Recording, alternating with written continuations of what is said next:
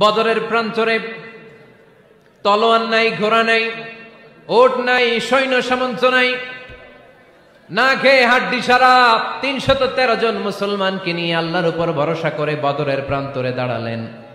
আর ওইদিকে কাফেরদের সৈন্যবাহিনী ছিল ১,০০০। কয় হাজার? মুসলমান কয়জন? মাত্র ৩১৩ জন। ওদের কাছে অস্ত্র শস্ত্রে সজ্জিত সেনাবাহিনী। বিশ্বনবীর ৩১৩ জনের কাছে তলোয়ার নাই, ঘোড়া নাই, কিচ্ছু নাই। বিশ্বনবী আল্লাহর উপর ভরসা করে এক মুষ্টি বালি নিয়ে ওয়াশাহাতিল ওযু, কাফেরদের চোখগুলো ধ্বংস হোক বলে তিনি বালুগুলো ছড়িয়ে দিলেন। মুহূর্তের মধ্যে ১,০০০ সৈন্যবাহিনীর কাফের সৈনিকদের চোখের মধ্যে ধূলিকণা পৌঁছে দিল কে? আল্লাহর হাবিব সাল্লাল্লাহু আলাইহি ওয়াসাল্লাম বদরের প্রান্তর থেকে এক মুষ্টি বালু নিয়ে বললেন শাহাতিল ওযু বলে তিনি বালু ছুড়ে মারলেন। ১,০০০ সৈন্যবাহিনীর চোখের মধ্যে বালু ছড়াই দিছে কে? বুঝে শুনে উত্তর দিয়েন। এখানে ১,০০০ লোক দাঁড়ানো, আমি বালু নিলাম, গায়ের যত জোর আছে সবার চোখের দিকে মারলাম। ১,০০০ জনের চোখের ভিতরে ঢুকবে? সর্বোচ্চ ৫ জন, বেশি হইলে ১০ জন, তার চেয়ে বেশি হইলে ২০ জন, বেশি হইলে ৫০ জন। বুঝে শুনে উত্তর দিয়েন। আমার মুষ্টিবদ্ধ বালু ছুঁড়ে মারলে ১,০০০ মানুষের চোখের মধ্যে পড়বে? আওয়াজ করে বলেন পড়বে। এজন্য আল্লাহ বলেন নবী ওটা তুমি মারো নাই, ওটা আমি মারছি। সুবহানাল্লাহ নাই? আল্লাহ বিশ্বনবীরে ডেকে বলেন ওমা রামাইতা ইয রামাইতা ওয়ালাকিন্নাল্লাহা রামা। নবী হে, বালু তুমি ঠিকই তোমার হাতে নিয়েছো, কিন্তু আমি আল্লাহ নিজ দায়িত্বে ১,০০০ কাফেরের চোখের ভেতরে বালুগুলো পৌঁছে দিয়েছি। তাহলে বান্দা যখন নফল ইবাদত করে তখন বান্দার হাত আর বান্দার হাত থাকে না, ওইখানে আল্লাহর হাত যুক্ত হয়ে যায়। বান্দার পা থাকে না, সেখানে আল্লাহর পা যুক্ত হয়ে যায়। বান্দা যখন দেখে নিজ চোখে দেখে না, আল্লাহর দৃষ্টিশক্তি সেখানে যুক্ত হয়ে যায়। চিল্লায় বলেন ঠিক কি না? এজন্য নফল ইবাদত করতে রাজি আছেন তো? সুনানে তিরমিজির বর্ণনায় আল্লাহর হাবিব সাল্লাল্লাহু আলাইহি ওয়াসাল্লাম বললেন হাদিসে কুদসি, কিয়ামতের দিন বান্দার যখন ফরজে ঘাটতি হবে, কিসে ঘাটতি হবে? ফরজে। আল্লাহ পাক বলবেন উনজুরু হাল্লি আবদি মিন তাতাওয়ু, ও ফেরেশতারা দেখো তো আমার বান্দা নফল করছে কিনা। ফরজে যেহেতু তার ঘাটতি, দেখো তো আমার বান্দার কোনো নফল ইবাদত আছে কিনা। ফেরেশতারা বলবে আছে। আল্লাহ বলবেন তাহলে ফরজগুলার যেহেতু ঘাটতি, নফল থেকে কিছু এনে ফরজে বসাই দিয়ে এগুলোর ফরজ বানায় দাও। এজন্য নফল ইবাদতের দরকার আছে না নাই? ফরজ তো করাই লাগবে, এটা কম্পালসারি, এটার মাফ নাই, এটা অব্লিগেটরি। নফল করে আল্লাহর কাছে যাওয়া যায়। নফল হচ্ছে ওভারটাইম। নফল ইবাদত কেমন? আওয়াজ করে বলেন।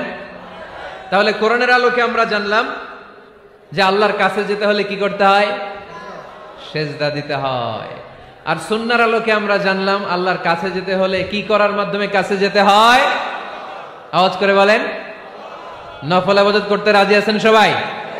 সবচাইতে শ্রেষ্ঠ নফল ইবাদত হচ্ছে কোরআনের তেলাওয়াত, ঠিক কিনা?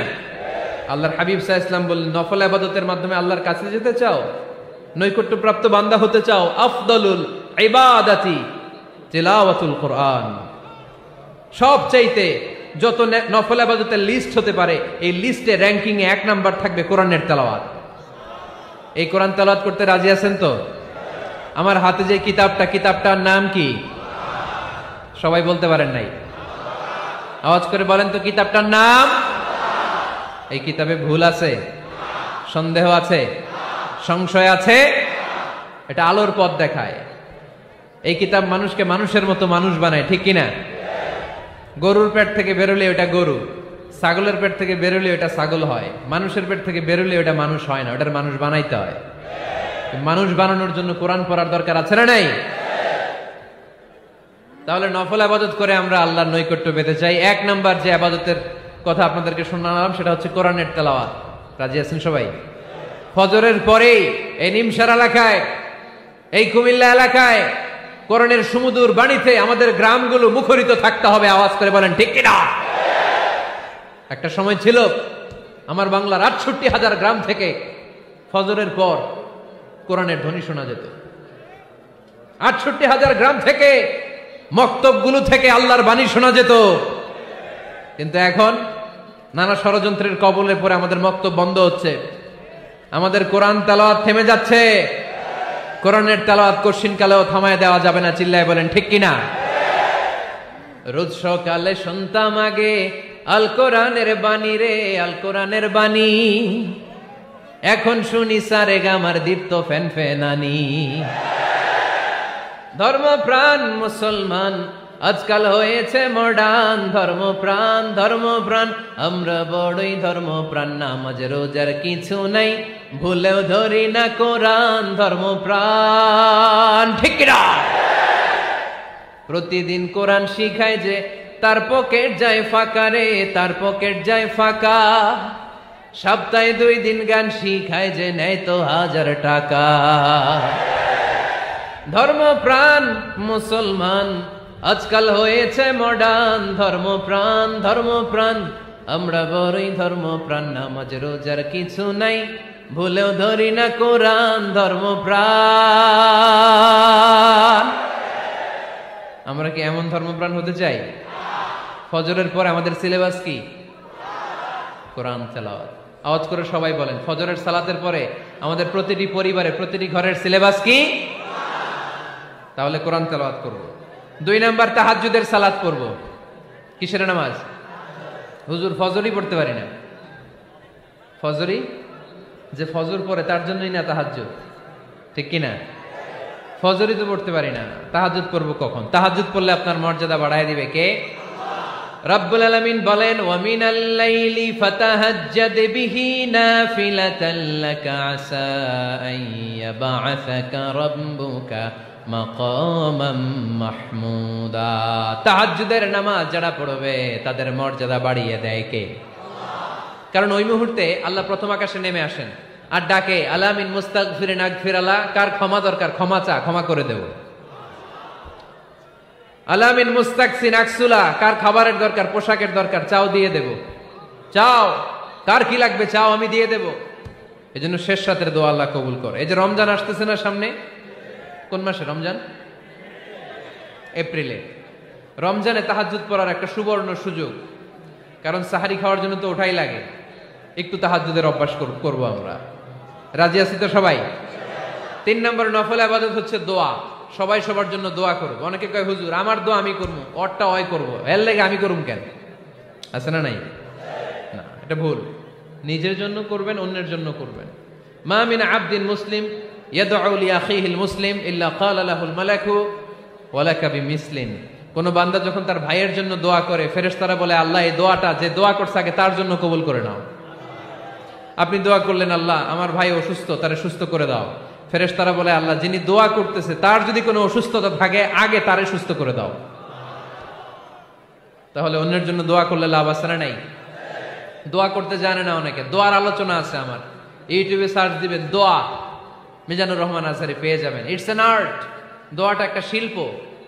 এটার মধ্যে চোখের পানি জুড়ে দিবেন, আবেগ জুড়ে দিবেন, মুহূর্তেই আরশের মধ্যে যে নক করবে। সুবহানাল্লাহ কইবেন না? চোখের পানির দাম আল্লাহর কাছে খুব বেশি। 2 ফোঁটা পানি। কি আপনারা বিরক্ত হয়ে গেছেন? আর 2-1 মিনিট বসেন। 2 ফোঁটা পানি আল্লাহর কাছে প্রিয়। আওয়াজ করে বলেন, কয় ফোঁটা? 2 ফোঁটা। এক হচ্ছে জিহাদের ময়দানে রক্তের ফোঁটা, আরেক হচ্ছে অনুতপ্ত বান্দার চোখের পানির ফোঁটা। অনুতপ্ত বান্দা যখন অনুতপ্ত হয়ে কাঁদে, তার চোখের পানি চোখ বেয়ে নাকের ডগাবে মাটিতে পড়ার আগেই ওই বান্দার সব গুনাহ আল্লাহ মাফ করে দেয়। তাহলে প্রথমে কোরআন তেলাওয়াত, তারপর তাহাজ্জুদের নামাজ, তারপরে দোয়া, 4 নম্বরে জিকির। জিকির নফল ইবাদত, ঠিক কি না? জিকির করতে করতে স্টেজের উপরে উঠে যাবেন আপনারা সবাই। পারবেন কারা কারা? হাত তোলেন। কত বড় সাহস দেখছেন? আমার উপরে বলে লাফায় উঠবে। বাঁশ আছে জায়গায়, বাঁশ। হ্যাঁ, না এটা করবেন না। কারণ ফাযকুরুল্লাহ কামা আল্লামাকুম। জিকির ওইভাবে করো যেভাবে আল্লাহ শিখিয়েছেন। আল্লাহ কিভাবে শিখিয়েছেন? ওয়াযকুরু রাব্বাকুম ফি নাফসিক। দেখেন, জিকির করার পদ্ধতি কোরআন থেকে শুনেন। মনে মনে করো, তাদাররুআন সবিনয়ে করো, খিফাতান ভীত বিহবল চিত্তে করো, দুনাল জাহরি মিনাল কওল অনুচ্চ স্বরে, বেশি আওয়াজ করে লাফালাফি করো না। এটা হচ্ছে জিকির করার পদ্ধতি। জিকির করার পদ্ধতি আল্লাহর হাবিব শিখালেন, আহাব্বুল কালামি ইলাল্লাহি আরবাআ। আল্লাহর কাছে সবচেয়ে প্রিয় কথা কয়টি? 1 নাম্বার সুবহানাল্লাহ, 2 নাম্বার আলহামদুলিল্লাহ, 3 নাম্বার লা ইলাহা ইল্লাল্লাহ, 4 নাম্বার আল্লাহু আকবার। এর চেয়ে শ্রেষ্ঠ জিকির আর হতে পারে? আবার আল্লাহর হাবিব সাল্লাল্লাহু আলাইহি ওয়াসাল্লাম বললেন, মান ক্বালা লা ইলাহা ইল্লাল্লাহ দাখালাল জান্নাহ। একবার লা ইলাহা বলে যে মরতে পারবে তার জন্য জান্নাত ওয়াজিব করে দিবে কে? এই জিকিরগুলো করবেন হাতের গিড়ায়, আঙ্গুলের গিড়া আছে না, ডান হাত তুলেন তো, এরকম গিড়াগুলো দেখান তো আমারে, এইভাবে সুবহানাল্লাহ সুবহানাল্লাহ সুবহানাল্লাহ, এটা সুন্নাত, পারা যাবে? আব্দুল্লাহ ইবনে আমর ইবনে আল আস বলেন, রাআইতু রাসূলুল্লাহ সাল্লাল্লাহু আলাইহি ওয়াসাল্লাম ইয়াকিদু তাসবিহা বিয়ামিনি। আমি নিজ চোখে আল্লাহ রাসূল সাল্লাল্লাহু আলাইহি ওয়াসাল্লামকে ডান হাতের গিড়াতে এরকম তাসবিহ পড়তে দেখেছি। সুবহানাল্লাহ পড়েন, নীরবে নিঃশব্দে জিকির করবেন। হ্যাঁ, এটা ঠিক। তালিমের জন্য একটু আওয়াজ করে প্রয়োজনে মাঝে মাঝে জিকির করা যায়, যেমন এইভাবে পড়েন, সুবহানাল্লাহ আলহামদুলিল্লাহ লা ইলাহা ইল্লাল্লাহ সুবহানাল্লাহ লা ইলাহা ইল্লাল্লাহ মুহাম্মাদুর রাসূলুল্লাহ সাল্লাল্লাহু আলাইহি ওয়াসাল্লাম। এই যে আপনাদেরকে এখন আমি তালিম দিলাম, এই তালিমের উদ্দেশ্যে সুন্দরভাবে অল্প আওয়াজে জিকির করা যায়, কিন্তু চিৎকার চেঁচামেচি করে, আমার দিকে তাকান, এদিকে তাকান, চিৎকার চেঁচামেচি করে লাফালাফি করে জিকির করা যাবে? জিকির করতে করতে প্যান্ডেলের বাঁশের মাথায় ওঠা যাবে? যিনি জিকির পরিচালনা করতেছেন ওনার ঘাড়ে ওঠা যাবে? যাবে? আল্লাহর হাবিব সাল্লাল্লাহু আলাইহি ওয়াসাল্লাম জিকির করতেছেন, আবু বকর ওমরে ফারুক বসা, আবু বকর রাদিয়াল্লাহু জিকির করতে করতে আল্লাহ রাসূলের ঘাড়ে। হাদিসে আছে না এগুলা? কথা কয় না। আল্লাহর হাবিব সাল্লাল্লাহু আলাইহি ওয়াসাল্লাম তাসবিহ পড়তেছেন, ওমরে ফারুক জিকির করতে করতে এশকের ঠেলায় আল্লাহর নবীর কান্দে। গোটা বিশ্বের কোন হাদিসের কিতাবে এই পন্থায় জিকির দেখানো যাবে? কোরআনের কথা শুনেন, ফাযকুরুল্লাহ কামা আল্লামাকুম, ওইভাবে আল্লাহর জিকির করো যেমন করে আল্লাহ তোমাদের শিখিয়েছেন। কোন হাদিস দেখাতে পারবেন যে আবু বকর রাদিয়াল্লাহু তাআলা আনহু জিকির করতে করতে, আরব দেশে সৌদিতে ছিল খেজুর গাছ, জিকির করতে করতে খেজুর গাছের আগায়, ওমরে ফারুক খেজুর গাছের আগায়, এগুলো পেলেন কোথায়? কেন এগুলো করেন? আল্লাহর হাবিব সাল্লাল্লাহু আলাইহি ওয়াসাল্লাম না, আল্লাহর হাবিব সাল্লাল্লাহু আলাইহি ওয়াসাল্লাম যেভাবে জিকির শিখিয়েছেন আমরা ওইভাবে করব। বরকত দিবে কে? 5 নাম্বার নফল ইবাদত, দান খয়রাত করব। রাজি আছেন? গোপন দান, গোপন দান আল্লাহর রাগ কমায় দেয়। কোন কারণে আমার রব যদি আমার উপর রেগে থাকে, আমি গোপন দান করলে ওই রাগটা মুহূর্তে ঠান্ডা হয়ে যায়। আল্লাকা সিররুন ইনদাল্লাহ বাইনাকা আনতা ওয়া বাইনাল্লাহ, আল্লাকা সাদাকাতুন তাখফা লা ইয়ালামুহা ইল্লাল্লাহ, আল্লাকা সিররুন ইনদাল্লাহ বাইনাকা আনতা ওয়া বাইনাল্লাহ, আল্লাকা সাদাকাতুন তাখফা লা ইয়ালামুহা ইল্লাল্লাহ। সুবহানাল্লাহ পড়েন।